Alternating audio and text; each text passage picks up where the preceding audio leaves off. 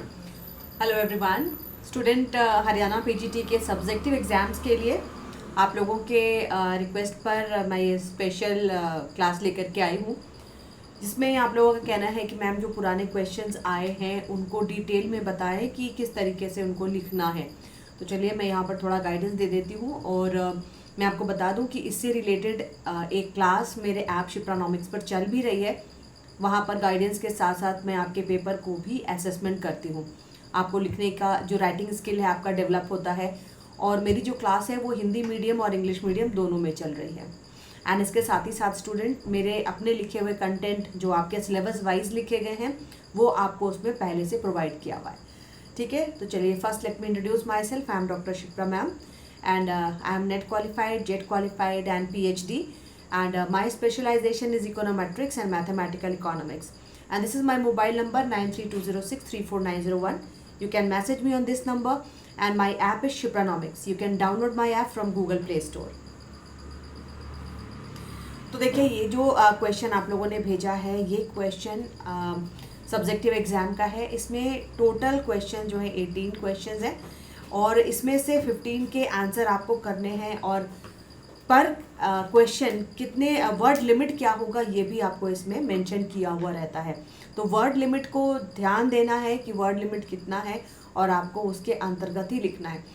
शब्द सीमा से 10 आगे या 10 पीछे इससे ज़्यादा नहीं कीजिएगा, है ना। कम से कम चलो 15-20 भी चल जाता है। ओके, पहला क्वेश्चन क्या कह रहा है? In which branch of economics the subject of economic efficiency is studied. Explain the concept of production efficiency and efficiency in distribution. मतलब इसमें सबसे पहले आपको क्या बताना है? उत्पादन दक्षता और वितरण दक्षता।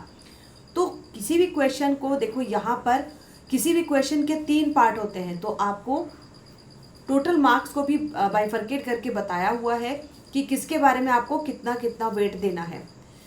इस सवाल को भी सबसे पहले हम इसमें क्या निकालेंगे? प्रोडक्शन इफिशियंसी के बारे में आप लिखोगे what is production efficiency, what is called production efficiency and what is called efficiency in distribution. ठीक है, उत्पादन दक्षता क्या है और वितरण दक्षता क्या है, इन दोनों को आपने डिफाइन करना है। तो टोटल मार्क्स इस पर बन रहे हैं 2, राइट। बिना इसको लिखे हुए आप इसके आगे नहीं बढ़ेंगे। इन विच ब्रांच ऑफ इकोनॉमिक्स, तो जो आप डिफाइन करते हो उसी में आपने इसको मेंशन भी कर देना है। ठीक है, तो ये डेफिनेशन आपका पूरा हो जाएगा। Explain the concept of production efficiency and efficiency in distribution. थोड़ा मैथमेटिकल होगा और ग्राफ के साथ आप अपने इस क्वेश्चन को सपोर्ट कर सकते हैं। तो देखो, ग्राफ के साथ आप इस क्वेश्चन को बनाते हैं तो उत्पादन दक्षता का जो ग्राफ है उसको 4 मार्क्स और इसके भी 4 मार्क्स है। ठीक है, सेकेंड नंबर क्वेश्चन पे आ जाओ। How would you define the cross elasticity of supply with respect to price of 2 agricultural crops. आप 2 कृषि फसलों की आपूर्ति की क्रॉस इलास्टिसिटी कीमत के संबंध में कैसे परिभाषित करेंगे? देखो, क्रॉस इलास्टिसिटी क्या है? आपने इलास्टिसिटी ऑफ डिमांड, आपके सिलेबस में इलास्टिसिटी ऑफ डिमांड को पढ़ना है, लेकिन ये जो स्पेसिफिक क्वेश्चन है ये क्वेश्चन है क्रॉस इलास्टिसिटी ऑफ सप्लाई। ठीक है, कॉन्सेप्ट वही रहता है, कॉन्सेप्ट में इसमें ज़्यादा उतार चढ़ाव नहीं है, कॉन्सेप्ट वही रहता है।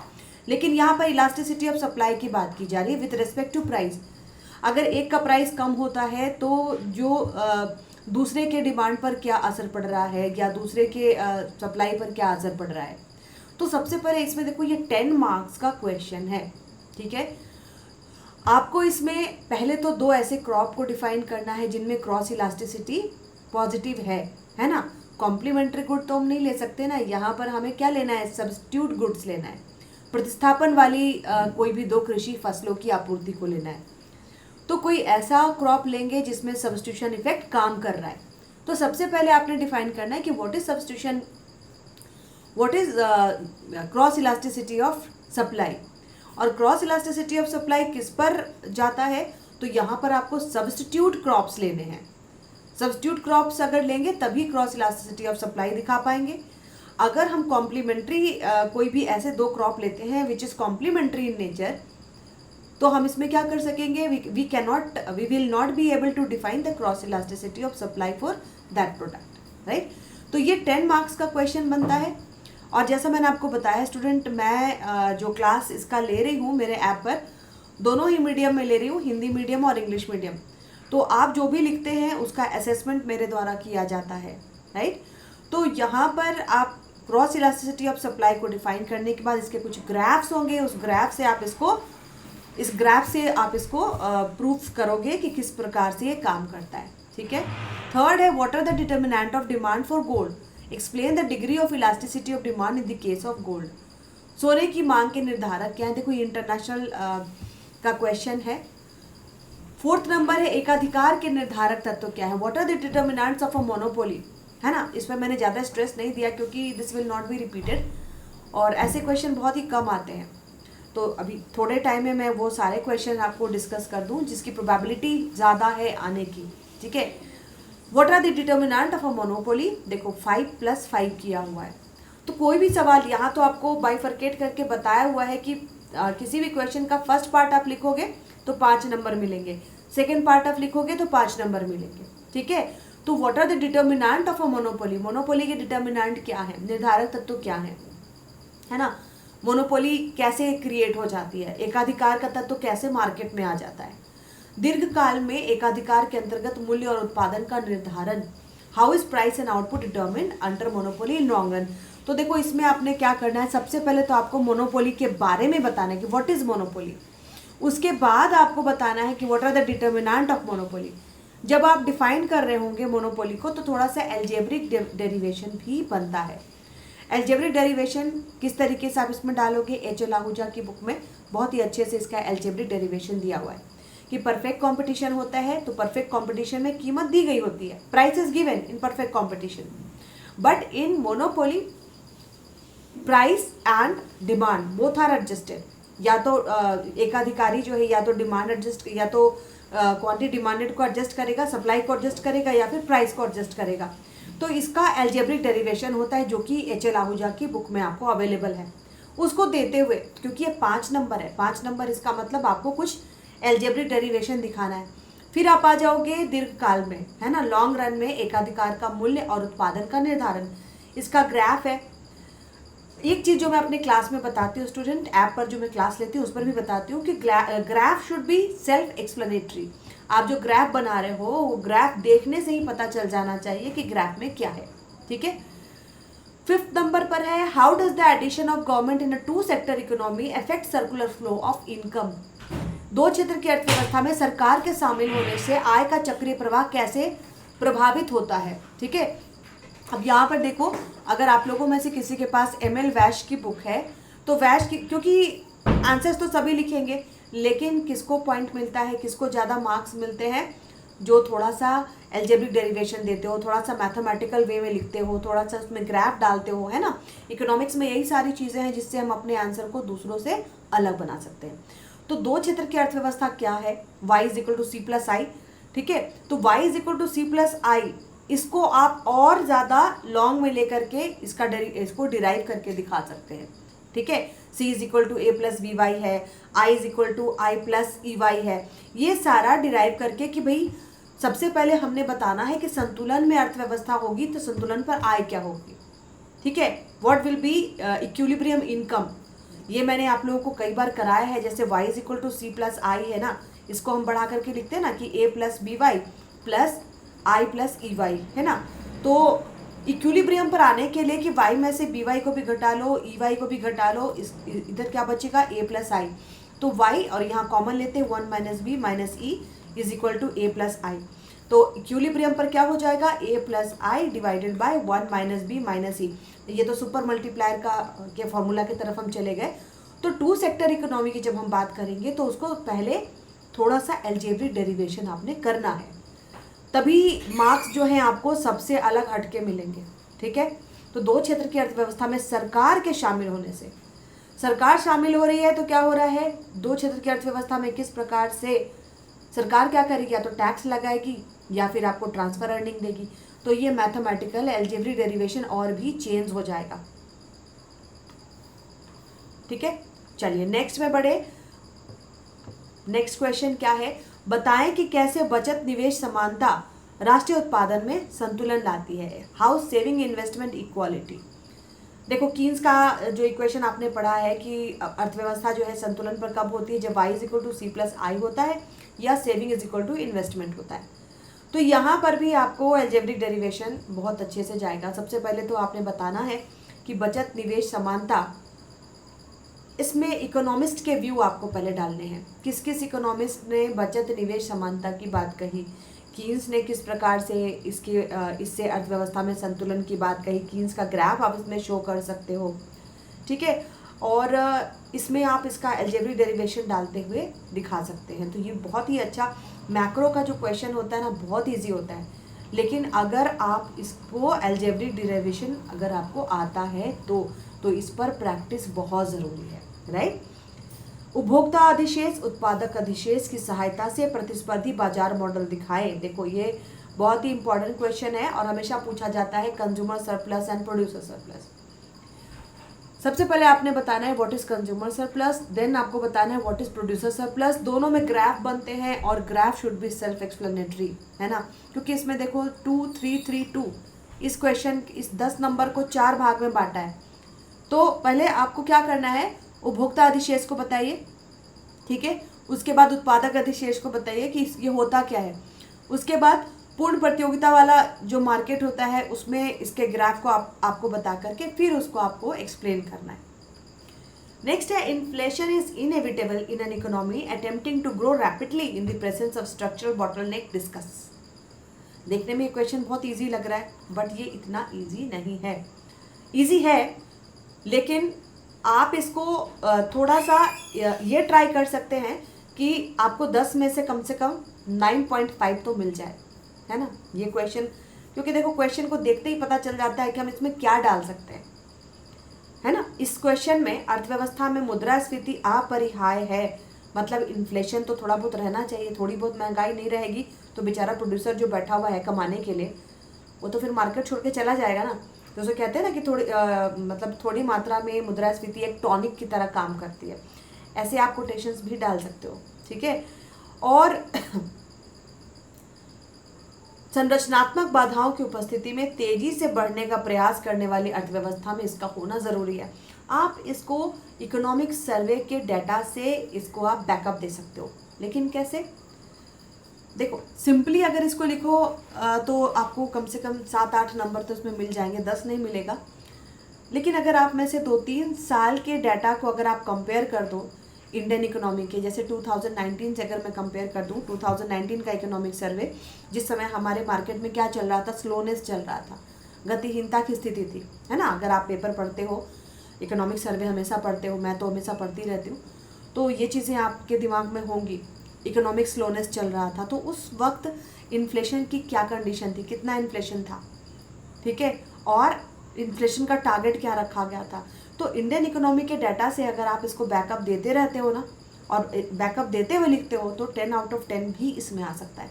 क्योंकि जो भी क्वेश्चन करंट इकोनॉमी से रिलेटेड है उस क्वेश्चन में आपने डाटा डालो और नीचे लिख देना courtesy economic survey of India 2023-24, 1 marks नहीं कटेगा।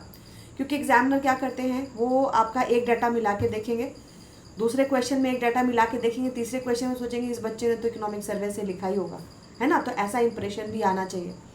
तो इस क्वेश्चन को इकोनॉमिक सर्वे के डाटा से भी बैकअप देके लिखना है। और प्लस आप लोगों में से जो लोग डेली न्यूज़पेपर पढ़ते हो तो एक डायरी मेंटेन किया करो, है ना। अब मेरी एक और क्लास है current affair of economy. Current affair of economy जो है उसमें आपको अपडेटेड डाटा, मैंने उसको दोबारा से स्टार्ट किया है, तो इस तरह के जो अपडेटेड डाटा है आपको मेरे उस कोर्स में भी मिल सकते हैं। Explain which type of risk influence consumer decision making approaches, consumer decision making के रिस्क फैक्टर्स को आपने बताना है, ठीक है। भारत के केंद्रीय बजट, वेरी इंपॉर्टेंट। मैंने क्या बोला कि जो इंडियन इकोनॉमी के क्वेश्चन आते हैं आप चाहो तो 10 आउट ऑफ 10 सिक्योर कर लो उसमें। क्यों? क्योंकि इंडियन इकोनॉमी की इकोनॉमिक सर्वे से अगर आपने डाटा निकाल के दे दिया और नीचे लिख दिया courtesy economic survey of India, marks नहीं कटेंगे, ठीक है। अगर मान लो आप किसी अच्छे न्यूज़पेपर से भी डाटा ला रहे हो, नीचे लिख दो courtesy business standard, courtesy economics time, right. तो यहाँ है भारत का केंद्रीय बजट में सशक्त और समावेशी अर्थव्यवस्था के लिए अमृतकाल ब्लूप्रिंट। तो देखो बजट आता है या इकोनॉमिक सर्वे आता है ना, तो बजट को कम से कम बिल्कुल बाय हार्ट कर लो, एक एक चीज़, एक एक फैक्ट आपको याद होना चाहिए, तभी आप इसका जवाब दे पाएंगे। लेकिन अगर आपने इसको लिख दिया तो 10 आउट ऑफ 10 भी आपको आते हैं, कीन्जियन निवेश गुणक भारत जैसे विकासशील देशों में काम नहीं करता है, क्या आप सहमत हैं? चर्चा करें। बिल्कुल जी, ये तो बहुत ही अच्छा क्वेश्चन है। और कहा भी जाता है कीन्स की जो इकोनॉमी है ना, कीन्स ने जो लिखा था वो डेवलप्ड कंट्रीज़ के पर्सपेक्टिव को देखते हुए लिखा था, है ना। तो ये भी कॉन्सेप्चुअल क्वेश्चन है। और देखो इस तरह के क्वेश्चंस को लिखने के लिए 2+4+4 दिया है, ठीक है। तो सबसे पहले आपको डिफाइन करना व्हाट इज कीन्सियन मल्टीप्लायर, कीन्स का गुणक है क्या। Again I am telling you, macro economics में अलजेब्रिक डेरिवेशन यहाँ पर आएगा, ठीक है। उसके बाद क्योंकि ये जो लास्ट वाला है ना, विकासशील देशों में काम नहीं करता है, 4 नंबर इस पे मिलेगा। लेकिन 2 number what is in Keynesian multiplier, 4 number India में इसको दिखा रहा है कि इंडिया में ये किस प्रकार से काम कर रहा है या नहीं कर रहा है, ठीक है। क्योंकि भारत का नाम आ गया ना, तो भारत को लेते हुए आपने लिखना है। देन अच्छा, इस क्वेश्चन पेपर को देखते हुए एक चीज़ मैं आपको लास्ट में बताऊंगी, लास्ट तक बने रहिए, एक बड़ा अच्छा असेसमेंट मैं लास्ट में कर दूंगी, ठीक है। PQLI और HDI की तुलना करें और बताएं कौन सा संकेतक बेहतर है। सिंपल वाली बात है। अब इसमें भी देखो आपको 3+3+4 8+2 दिया हुआ है। तो PQLI और HDI दोनों को पहले आपको बताना है क्या है, उसके इंडिकेटर्स क्या है, फिर लास्ट में असेसमेंट करना है कि कौन बेहतर है और क्यों। अब ये क्वेश्चन जो आया है आपको रिग्रेशन का है, क्वेश्चन नंबर जो आप 13 देख रहे हो ये रिग्रेशन मॉडल का क्वेश्चन है, ठीक है। तो इसमें कुछ नहीं है, ये x और y है। Estimate the regression of over time earning on the number of hours work over time, मतलब आपको रिग्रेशन निकाल लेना है, plus slope of estimated regression line BXY और BYX निकाल लेना है, और कोएफिशिएंट ऑफ डिटर्मिनेशन निकालना है, ठीक है। मैथ पर हर दिन प्रैक्टिस में रहिए, हर दिन कुछ ना कुछ बनाते रहिए, क्योंकि सब्जेक्टिव एग्जामिनेशन है। और मैथ के क्लास में मैं बताती हूँ स्टूडेंट की मैथ में ज़्यादा टाइम नहीं लगना है। ज़्यादा टाइम क्यों लगता है? क्योंकि आपको फैक्टराइजेशन करना पड़ता है, रूट निकालने पड़ते हैं। तो मेरी क्लास में स्टूडेंट मैं इसके टैक्टिक्स भी बताती हूँ, जिसमें मैं कहती हूँ प्ले विथ मैथ, ठीक है। मैथ के साथ आप कैसे किस तरीके से मैथ में कम टाइम देते हुए आप पेपर को लिख पाओ, ठीक है। बहुत सारे ऐसे मल्टीप्लिकेशन है या फिर रूट निकालना है जहाँ आपको पेन यूज़ करने की ज़रूरत भी ना पड़े। तो ऐसे बहुत सारे ट्रिक्स होते हैं जिससे कि आपकी स्पीड बढ़ती है। Calculate Laspeyres Paasche and Fisher's index from the following data. Index number के सारे फॉर्मूलाज को आपने याद रखना है, ठीक है। अच्छा देखो, इंडेक्स नंबर से क्वेश्चन उठा था, रिग्रेशन से उठा है, प्रोबेबिलिटी से नहीं उठा है। प्रोबेबिलिटी से एक अच्छा क्वेश्चन मैं एक्सपेक्ट कर रही हूँ इस बार के एग्जाम में, और आएगा प्रोबेबिलिटी और इसके साथ साथ standard deviation and arithmetic mean, ये 3 मेरा गेस है कि आना चाहिए। तो प्रोबेबिलिटी पर काफ़ी ज़्यादा प्रैक्टिस कीजिए। प्रोबेबिलिटी मैं कहते हैं ना, कितना भी आप बना लीजिए, लेकिन एग्जाम में जब प्रोबेबिलिटी का क्वेश्चन आता है तो you have to apply your brain, है ना। चलो फिर इसके बाद क्या है, using ISLM framework, IS model goods market, LM model money market, ठीक है। तो इसका उपयोग करते हुए आपको संतुलन उत्पादन के निर्धारण की व्याख्या करना है। तो IS और LM मॉडल का अलजेब्रिक डेरिवेशन भी होता है ये मैक्रो में, साथ ही साथ ग्राफ भी यूज़ कीजिए, क्योंकि देखो इसमें 2, 2, 2 और 4 नंबर है, ठीक है। IS मॉडल क्या है, अलजेब्रिक डेरिवेशन दीजिए, LM मॉडल क्या है, अलजेब्रिक डेरिवेशन दीजिए, दोनों का फॉर्मूला बताइए, दोनों का ग्राफ बनाइए, बहुत इंपॉर्टेंट है, ठीक है। कृषि अर्थव्यवस्था से आधुनिक औद्योगिक अर्थव्यवस्था में संरचनात्मक परिवर्तन के लुईस मॉडल को बताएं। डेवलपमेंट इकोनॉमिक्स मैं कहती हूँ बिल्कुल स्टोरी है, उसको स्टोरी के फॉर्म में याद रखना है ना। एडम स्मिथ आए तो उन्होंने क्या बात बोली, उन्होंने बोला भाई division of labour and accumulation of capital, 2 ही बात कही थी उन्होंने। And he promoted international trade, ठीक है। उनका क्या कहना था कि भाई डिवीज़न ऑफ लेबर होना चाहिए, एक्यूमुलेशन ऑफ कैपिटल होना चाहिए, बाजार का आकार अगर छोटा है तो इंटरनेशनल ट्रेड पर आप शिफ्ट कर सकते हो। उसके बाद आ गए आपके रिकार्डो की रेंट थ्योरी हम पढ़ते हैं, है ना। रिकार्डो का क्या कहना था कि वेज फंड बनना चाहिए, और वेज फंड कैसे बनना चाहिए, एग्रीकल्चर सरप्लस से बनना चाहिए, उस वेज फंड से हम इंडस्ट्रियल लेवल को एम्प्लॉयमेंट दे सकते हैं। तो इस तरीके से एक स्टोरी वाइज आपके दिमाग में डेवलपमेंट के मॉडल्स होने चाहिए, ठीक है। लुईस विटू सेक्टर की बात करते हैं कि अगर यहाँ पर छिपी बेरोजगारी है तो यहाँ से शिफ्ट करके इंडस्ट्री में भेज दो, लेकिन लुईस ने ये नहीं बताया कि इंडस्ट्री का डेवलपमेंट कैसे होगा और एग्रीकल्चर का डेवलपमेंट कैसे होगा, उन्होंने शिफ्टिंग बता दी। डेवलपमेंट कैसे होगा किसने बताया, पायरेनिस ने। तो इस तरीके से देखो मैं बिल्कुल कहानी की तरह पढ़ाती हूँ, डेवलपमेंट इकोनॉमिक्स को। एंड मेरे ख्याल से डेवलपमेंट इकोनॉमिक्स बिल्कुल कहानी की तरह पढ़ना भी पड़ेगा आपको, क्योंकि इसके सवाल जो होते हैं ना काफ़ी ट्रिकी होते हैं। अभी इसके सब्जेक्टिव एग्ज़ाम के पहले आपने स्क्रीनिंग टेस्ट देना है, तो उसमें एक्सपेक्ट कीजिए कि डेवलपमेंट के सवाल जो है ऐसे ही आएंगे। अंतर्राष्ट्रीय व्यापार का रिकॉर्डियन और हेक्सर एलिन मॉडल, बहुत ही इजी मॉडल है हेक्सर ऑलिन का, या मॉडर्न थियरी भी कहते हैं इसको इंटरनेशनल ट्रेड का। ठीक है, कंपेयर करने के पहले रिकॉर्डियन मॉडल क्या है और हेक्सर ऑलिन मॉडल क्या है, दोनों चीज़ों को बताते हुए तब आपने कंपेयर करना है। अब देखो मैंने क्या बोला था क्लास के शुरू में ही कि मैं थोड़ा असेसमेंट करूँगी, तो मेरा असेसमेंट कहता है कि पब्लिक फाइनेंस से बहुत कम क्वेश्चन उठे, पब्लिक फाइनेंस को तैयार कीजिए। ठीक है, इसमें ज़्यादातर आपने क्या देखा, ज़्यादातर आपने देखा माइक्रो से सवाल आए हैं। माइक्रो से सवाल तो रहेगा ही रहेगा, आप लिख के ले लो, micro is unavoidable part, micro से सवाल रहेंगे ही रहेंगे। मैक्रो से बहुत ज़्यादा सवाल उठ गया है, पब्लिक फाइनेंस से कम सवाल है, तो पब्लिक फाइनेंस का जो भी टॉपिक है उस पर ध्यान दे लीजिए। ठीक है, मनी एंड बैंकिंग से कम क्वेश्चंस उठे थे, तो मनी एंड बैंकिंग को भी प्रायोरिटी लिस्ट में रखिए। एंड जैसा मैंने स्टैट में बताया, स्टैट में प्रोबेबिलिटी, मेरा गेस है कि प्रोबेबिलिटी से क्वेश्चन उठने चाहिए, प्लस अरिथमेटिक मीन और स्टैंडर्ड डेविएशन, इनसे क्वेश्चंस उठने चाहिए। ठीक है, क्योंकि देखो ये है, देखा जाता है, ये ट्रेंड देखा जाता है कि पिछले साल जिससे सवाल आया ना, तो थोड़ा अलग हट के सवाल पूछा जाए तो दूसरे चैप्टर्स को भी टच किया जाता है। तो मैंने जैसा बोला माइक्रो तो करना ही करना है, मैक्रो से बहुत सवाल आ गया है। ठीक है, मैक्रो इजी भी है, ऐसे भी लिख लोगे एक बार प्रैक्टिस में, प्रैक्टिस सबका करना है, ज़्यादा फोकस करना पब्लिक फाइनेंस, इंटरनेशनल कर लेना। ठीक है, और इसके अलावा देखो आपने स्टैटिस्टिक्स हो गया, पब्लिक फाइनेंस हो गया, माइक्रो तो कर ही रहे हो। इंडियन इकोनॉमी में बजट और इकोनॉमिक सर्वे का जो मेन पॉइंट है उसको कर लेना। इंडियन इकोनॉमिक सर्वे में एग्रीकल्चर का क्या कंडीशन है। अब सब्जेक्टिव की जो आप तैयारी कर रहे हो स्टूडेंट, तो उसमें थोड़े से ऑब्जेक्टिव भी शामिल हो जाते हैं। ऑब्जेक्टिव का तैयारी तो ऐसे ही हो जाता है, मैं कहती हूँ तैयारी सब्जेक्टिव की करनी चाहिए। ठीक है, ऑब्जेक्टिव उसमें अपने आप कवर हो जाता है, राइट। तो ये थी डिटेल एनालिसिस, आई होप आपको अच्छा लगा होगा। और दोबारा से मैं बता दूं कि मेरे द्वारा मेरे ऐप पर ये क्लासेस ली जा रही हैं। क्योंकि आप लोग के बहुत सवाल आते हैं मैम इस क्वेश्चन को कैसे डील करें, तो आप लोग ऐप पर अगर आ जाते हो तो मेरे लिए भी सहूलियत होती है, मैं वहाँ पर इकट्ठा आपको बता पाऊँगी एंड क्वेश्चन का असेसमेंट भी कर पाऊँगी। क्योंकि देखिए आप लोग में से बहुत सारे स्टूडेंट हैं कि क्वेश्चन लिख करके भेजते हैं कि मैम इसका असेसमेंट कर दीजिए। एक क्वेश्चन के असेसमेंट से क्या होने वाला है। और देखो मेहनत मेरी भी लगती है, इसमें बहुत मेहनत लगती है। एक तो आपको मुझे डील भी करना पड़ता है क्वेश्चन कैसे लिखना है, देन आप लोग क्वेश्चन भेजते हैं तो मैं उसका असेसमेंट करती हूँ, है ना। अब मेहनत तो मेरी भी लगती है, तो आप लोग अगर ऐप पर आ जाएंगे तो मेरे लिए भी ज़्यादा सही होगा। और बाकी मैंने यहाँ गाइडलाइन दे दी है, इस गाइडलाइन के थ्रू आप काम कर सकते हैं। और एक और सवाल आपका है मैम स्क्रीनिंग की तैयारी करें कि सब्जेक्टिव की तैयारी करें। तो मेरा कहना है सब्जेक्टिव की तैयारी अगर करते हो तो स्क्रीनिंग के क्वेश्चन अपने आप बन जाते हैं। ठीक है, लेकिन कुछ स्टूडेंट का है कि पहले स्क्रीनिंग पर ही फोकस करना है, तो सबकी अपनी अपनी स्ट्रैटेजी होती है, राइट। चलिए that's all for today, bye bye.